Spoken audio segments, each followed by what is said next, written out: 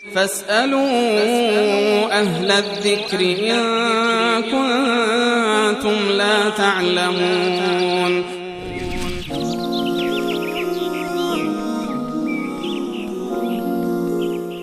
و بیننده در رابطه ذکر با تسبیح، این مسبحات، تسبیحاتی که امروز دست میگیرن، حالا چه این الکترونیکی و دیجیتالی ها باشه چه اون مدل های قدیمیش، آیا این بدعت هست یا نه؟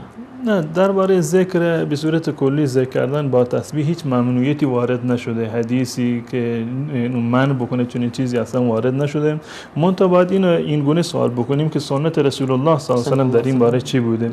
رسول خدا صلی الله علیه و آله فرمودند که با انگشتانتون تسبیح بگید، یعنی با این بند انگشتانتون که هر دستی 15 تا به اصطلاح بند داره، با اینها تسبیح بگید و 33 بار رو که 2 مرتبه بعد یعنی تمام بکنند، یعنی مرتبه از اینجا که شروع کردن دوباره به اینجا برمیگردن، یعنی که 30 مرتبه تسبیح گفتن به اندازه یک قسمتی از اون دانه های تسبیح. رسول خدا صلی الله علیه و آله میفرمایند شما با انگشتانتون تسبیح بگید فانهن مستنطقات، که روز قیامت از اینها سوال میشه که و اینها هم شهادت میدن، گواهی میدن که بله ما یعنی در واقع شهادت شنیدیم که این فرد این تسبیحات را خونده. منتها ذکر کردن با تسبیح هم نه گناه و نه بدعت. بدعت هم نمیتونیم اینو بگیم که بدعت از، زیرا که خودش یک نوع عبادت نیست، یک وسیله هست برای تذکر یا یادآوری.